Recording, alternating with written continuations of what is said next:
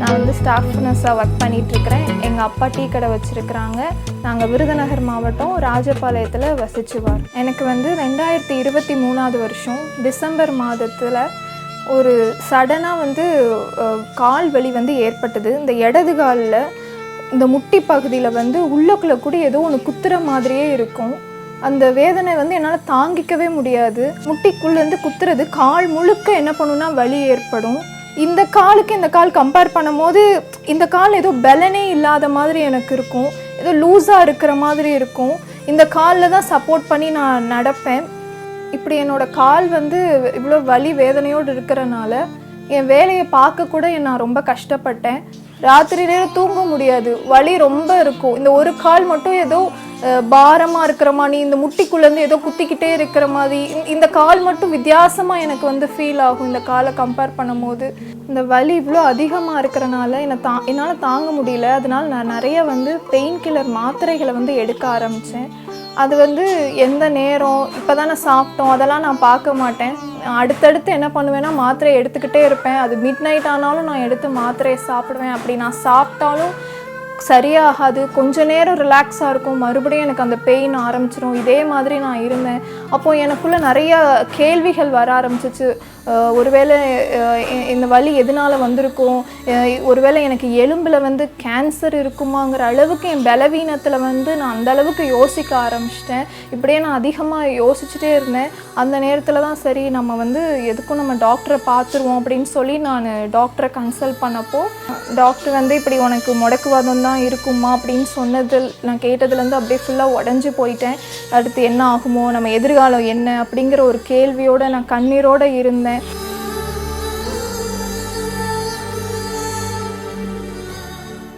அந்த டைமில் தான் கரெக்டாக ஜனவரி 1 2024 வருஷம் நாலுமாவடியில் மோகன் சி லாசரஸ் அங்கிள் வந்து நியூ இயர் ப்ராமிஸ் மீட்டிங் வந்து கரெக்டாக கண்டக்ட் பண்ணாங்க. ஸோ அந்த டைமில் என்னால் நாலுமாவடியில் போய் அந்த ப்ரேயர் மீட்டிங்கில் ஜாயின் பண்ண முடியல. நான் எங்கள் வீட்டிலையே சத்யம் டிவியில் லைவ் டெலிகாஸ்ட்டில் நான் வந்து ஜாயின் பண்ணேன். ஸோ அப்படியே நான் ப்ரேயரில் கலந்துக்கிட்டேன். அங்கிள் வந்து ஃபஸ்ட்டு இந்த மதுபானத்தில் அடிமையில் உள்ளவங்க, பிசாசு பிடியில் உள்ளவங்க, கர்ப்பத்தின் ஆசீர்வாத்காய் அவங்கெல்லாம் முன்னாடி வாங்கன்னு சொல்லி ஒவ்வொன்றுக்காக கூப்பிட்டு முன்னாடி வந்து ப்ரேயர் பண்ணிகிட்டு இருந்தாங்க. ஸோ நான் என்ன பண்ணேன்னா என்னுடைய பலவீனத்துலேயும் நான் முழங்கால் படிட்டு நான் வந்து மற்றவங்களுக்காக ஜெபம் பண்ணிகிட்டே இருந்தேன். ஏன்னா அங்கிள் எப்பயும் சொல்லுவாங்க நம்ம மற்றவர்களுக்காக ஜெபிக்கணும்னு. நான் அதோட என்ன பண்ணேன், அந்த இது என் மனசில் இருந்துச்சு. ஸோ நம்மளும் மற்றவங்களுக்காக ஜெபிக்கணும்னு அங்கிள் ஜெபிக்க அவங்களோட சேர்ந்து நான் மற்றவர்களுடைய விடுதலைக்காக ஆசீர்வாதத்துக்காக நான் ஜெபம் பண்ணிக்கிட்டே இருந்தேன். அப்படியே அந்த ப்ரேயர் போயிட்டு இருந்தது. அந்த டைமில் அங்கிள் ஒவ்வொருத்தருடைய பேரையும் சொல்லி கூப்பிட்டுக்கிட்டே இருந்தாங்க. நான் அப்படியே அவங்களுக்காக ஜெபம் பண்ணிகிட்டே இருந்தேன். அப்போ அந்த நேரத்தில் நான் ஏசப்பாவை நோக்கி ஆண்டவரே என்னை பேர் சொல்லி அழைக்கிறதுக்கு நான் எந்த விதத்துலையும் தகுதி கிடையாதுப்பா, என்னோட வலி தாங்க முடியல ஏசப்பா, 24 மணி நேரம் நான் கஷ்டப்படுறேன் ஏசப்பா, எனக்கு விடுதலை தாங்க சாமி அப்படின்னு சொல்லி நான் அழுது ஏசப்பாட்ட கேட்டேன். நான் கேட்டு முடிக்கிற அடுத்த செகண்டே மோகன் அங்கிள் வந்து என் பேரை சொல்லி கூப்பிட்டாங்க. புவனா என்கிற மகள், இயேசுடைய வல்லமை உன் சரீரத்தில் இறங்கி வருகிறது மகளே, வினோதமான ஒரு வியாதி உன்னை தாக்கி இருக்கிறது, இரவு நேரம் வந்தாலே ஒரு பயம் வருகிறது, உன் சரீரத்திற்குள்ள உண்டாகிற சில வேதனைகள் இரவு நேரம் மட்டும் உன்னை பாதிக்கிறது, ஆகவே இரவு ஏன் வருகிறது என்று கலங்குகிறாய், அது ஒரு பலவீனப்படுத்துகிற ஆவி, அதுதான் உன்னை வேதனைப்படுத்துகிறது மகளே, இப்பொழுது இயேசுவின் வல்லமை உனக்குள் இறங்குகிறது புவனா, இயேசுவின் நாமத்தில் உனக்கு விடுதலை, இயேசுவுக்கு ஸ்தோத்திரம் என்று ஆண்டவரை மகிமைப்படுத்து. அங்கிள் வந்து என் பேரை சொல்லி கூப்பிட்டாங்க. புவனா ஆண்டவர் உன்னை தொடுறாரு, நீ ஸ்தோத்திரம் சொல்லுனாங்க. நான் உடனே ஏசப்பா என்னை தொட்டிட்டே ஸ்தோத்திரம் நான் சொன்னேன். அந்த நிமிஷத்துல என் காலில் இருக்கிற பலவீனம் என்னை விட்டு நீங்கி போயிடுச்சு. இந்த மூட்டு வலி எனக்குள்ளே இல்லவே இல்லை, அந்த குத்துதல் சுத்தமாக இல்லவே இல்லை. நான் உடனே எந்திச்சு என்னை நானே டெஸ்ட் பண்ணி பார்த்தேன், நான் நடந்து பார்த்தேன், எனக்குள்ளே குத்துறதே இல்லை, எனக்கு கால் வித்தியாசமாக ஃபீல் ஆகலை, நான் ஃப்ரீயாக ஃபீல் பண்ணேன் கால், நான் நல்லா நடந்தேன். சரி நம்ம மாடிப்படி ஏறி பார்ப்போம், மாடியெல்லாம் ஏறி பார்த்தேன், எனக்குள்ளே ஒரு வழி கூட இல்லை. நான் ஸ்பீடாக ஏறினேன், ஸ்பீடாக இறங்கினேன், எனக்குள்ளே வழியே இல்லை. இப்போயும் 2 வருஷத்துக்கு மேலாச்சு, எனக்கு இந்த இடது கால் முட்டி வலி வரவே இல்லை. நான் பெயின் கில்லர் எடுக்கிறதும் இல்லை, நான் நல்லா இருக்கேன். இந்த 2 வருஷமும் ஆயிடுச்சு, ஒரு நாளும் எனக்கு வலி வேதனை இல்லை.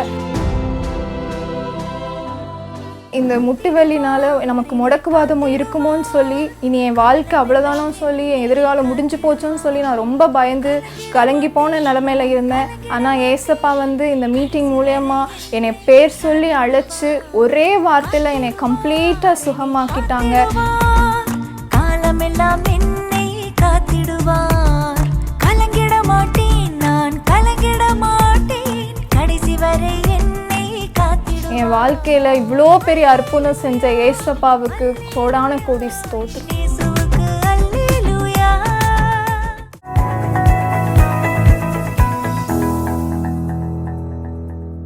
பிரியமானவர்களே, இயேசு கிறிஸ்துவின் இனிதான நாமத்தில் உங்களுக்கு எங்களுடைய அன்பின் வாழ்த்துக்கள். ஏதோ ஒரு அற்புதத்தை எதிர்பார்த்து இந்த நிகழ்ச்சியை நீங்கள் பார்த்து கொண்டிருக்கலாம். இந்த சாட்சி எனக்கு வந்து வித்தியாசமாக இருந்தது, அதனால இந்த நிகழ்ச்சியை நான் பார்க்குறேன் அப்படின்னு சொல்லி ஏதோ ஒரு சூழ்நிலையில் இந்த நிகழ்ச்சியை நீங்கள் பார்த்து கொண்டிருக்கீங்க. இந்த நிகழ்ச்சிக்கு நீங்கள் தற்செயலாக நீங்கள் வரலை, ஆண்டவர் உங்களை வந்து முன்குறித்ததுனால தான் இந்த நிகழ்ச்சியை நீங்கள் பார்த்து கொண்டு இருக்கிறீங்க. ஒரு சம்பவம் வேதத்தில் எழுதப்பட்டிருக்கு. நான் அந்த சம்பவத்தை உங்களுக்கு நான் வாசித்து காட்டுறேன். அப்போஸ்தலர் 3ஆம் அதிகாரத்தில் நான் வாசிக்கிறேன் 1ஆம் வசனத்திலிருந்து. ஜெப வேலையாகிய 9ஆம் மணி நேரத்திலே பேதுருவும் யோவானும் தேவாலயத்துக்கு போனார்கள். அப்பொழுது தம் தாயின் வயிற்றிலிருந்து சப்பானியாய் பிறந்த ஒரு மனுஷனை சுமந்து கொண்டு வந்தார்கள். தேவாலயத்திலே பிரவேசிக்கிறவர்களிடத்தில் பிச்சை கேட்கும்படி நாள்தோறும் அவனை அலங்கார வாசல் எண்ணப்பட்ட தேவாலய வாசல் அண்டையிலே வைப்பார்கள். தேவாலயத்திலே பிரவேசிக்க போகிற பேதுருவையும் யோவானையும் அவன் கண்டு பிச்சை கேட்டான். பேதுருவும் யோவானும் அவனை உற்று பார்த்து, எங்களை நோக்கி பார் என்றார்கள். அவன் அவர்களிடத்தில் ஏதாவது கிடைக்கும் என்று எண்ணி அவர்களை நோக்கி பார்த்தான். அப்பொழுது பேதுரு, வெள்ளியும் பொன்னும் என்னிடத்தில் இல்லை, என்னிடத்தில் உள்ளதை உனக்கு தருகிறேன், நசரேனாகிய இயேசு கிறிஸ்துவின் நாமத்தினாலே நீ எழுந்து நட என்று சொல்லி வலது கையினாலே அவனை பிடித்து தூக்கிவிட்டான். உடனே அவனுடைய கால்களும் கரடுகளும் பலன் கொண்டது. அவன் குதித்தெழுந்து நின்று நடந்தான். நடந்து குதித்து தேவனை துதித்து கொண்டு அவர்களுடனே கூட தேவாலயத்திற்குள் பிரவேசித்தான். இங்க ஒரு சம்பவத்தை நான் வாசிச்சேங்க. இது வந்து வேதத்துல எழுதப்பட்ட ஒரு உண்மை சம்பவம். வேதத்துல இந்த மாதிரி நிறைய உண்மை சம்பவங்கள் எழுதப்பட்டிருக்கு. அந்த சம்பவத்துல என்ன சொல்லப்பட்டிருக்கு அப்படின்னா, பேதுருவும் யோவானும் யார் அப்படின்னா இயேசுடைய சீஷர்கள். இந்த 2 பேரும் தேவாலயத்துக்கு போகும்போது அங்க நடக்க முடியாத ஒரு மனிதனை கொண்டு வந்து பிச்சை எடுக்கிறதுக்காக வச்சுட்டு போறாங்க. அவனோட வேலை நாள்தோறும் பிச்சை எடுக்கிறது தான் இருக்கு. அவன் பிச்சை எடுத்ததுக்கு அப்புறம் மறுபடியும் அவங்க கூட்டிட்டு போயிடணும். இப்படிப்பட்ட சூழ்நிலையில தான் அவங்க இருக்கிறாங்க. அப்போ அந்த நடக்க முடியாத அந்த மனிதனுக்கு ஒரு பிரச்சனை, நடக்க முடியாதது ஒரு பிரச்சனை தான். ஆனா அவன் பாருங்களேன், அவங்களுக்கு ஏதாவது கிடைக்குமா அப்படின்னு சொல்லி எல்லாரையும் நோக்கி பார்த்துட்டு இருந்தான். ஏதாவது ஒரு உதவி கிடைக்குமா? அப்போ எதுக்கு அந்த உதவி தேவை? அவன் அன்றாடும் வாழ்றதற்காக அவனுக்கு அந்த உதவி தேவைனால நடக்க முடியாது. நடக்க முடியாததுக்காக இன்னும் நிறைய பேர் அவரை சுமந்து கொண்டு வராங்க. அப்போ யாரோ ஒருவரை சார்ந்து வாழ்ந்து கொண்டிருக்கிறார். எதுனாலுமே அவருடைய இயலாமை, அந்த பலவீனம், இந்த ஒரே காரணத்தினால தான் அவர் இந்த மாதிரி ஒரு சூழ்நிலைக்குள்ள இருக்கிறாரு. இந்த இயலாமைனால தான் மனுஷங்களை அவர் உற்று பார்க்க வேண்டிய சூழ்நிலைக்குள்ள போயிட்டார். மனுஷங்களை தேவைப்படுதுல்ல, அவரை கூட்டிட்டு வர்றதுக்கு ஒரு ஆள் தேவைப்படுது. அவருக்கு தேவையான காரியத்தை தெரிந்து கொள்றதுக்கு, பெற்றுக்கொள்றதற்கு ஏதோ ஒரு உதவி தேவை.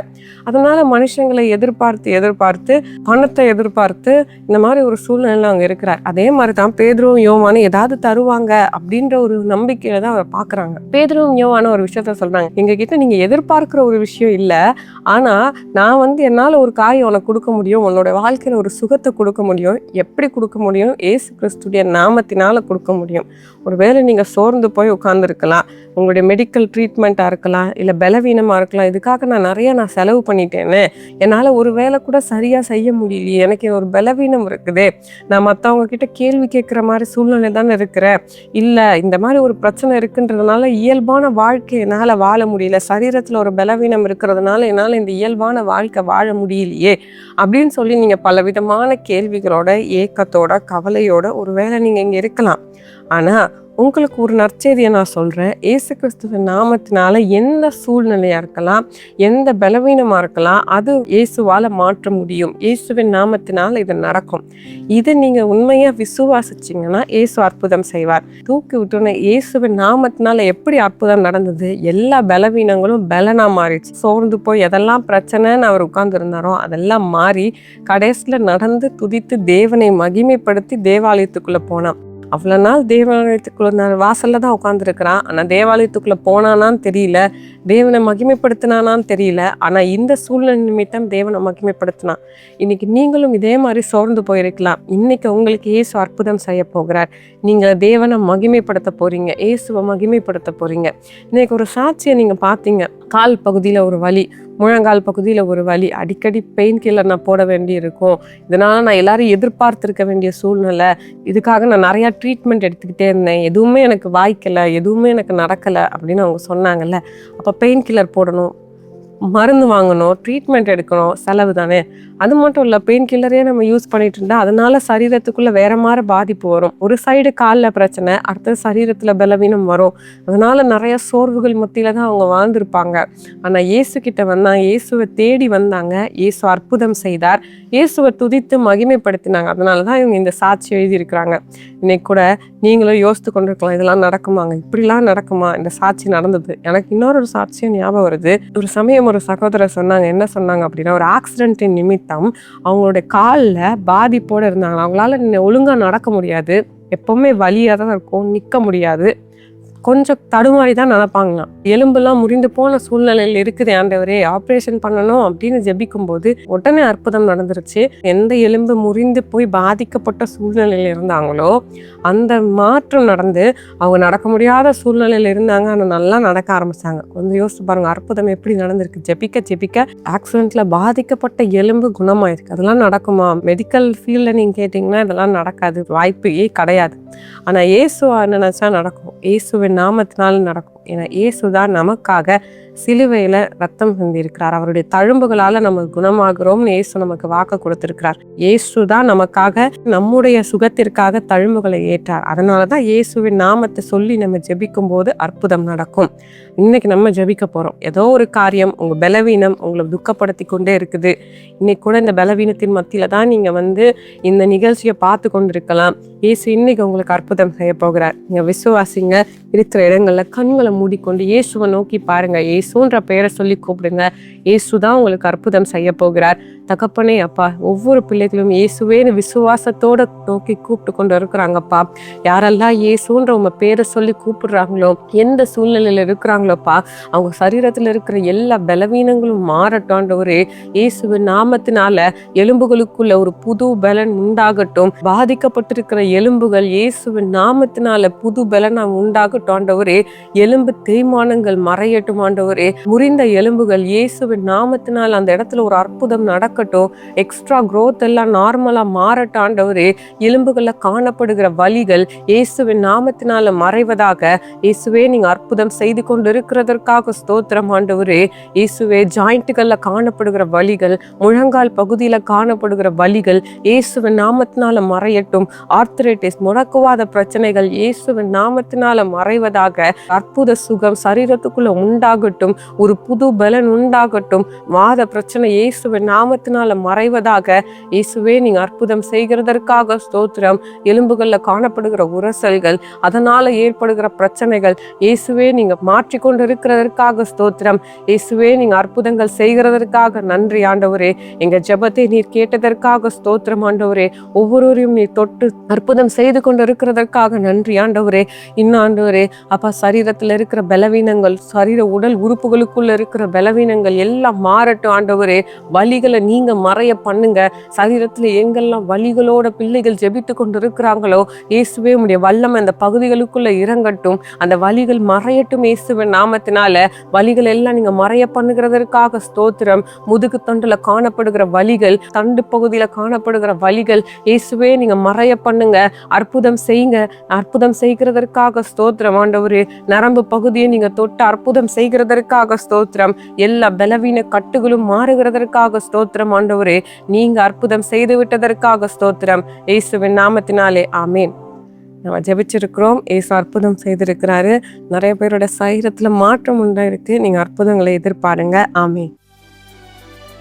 For further details and prayer support, contact Jesus Redeems Ministries, Nalumavudi, Thuthukudi District, 628-211.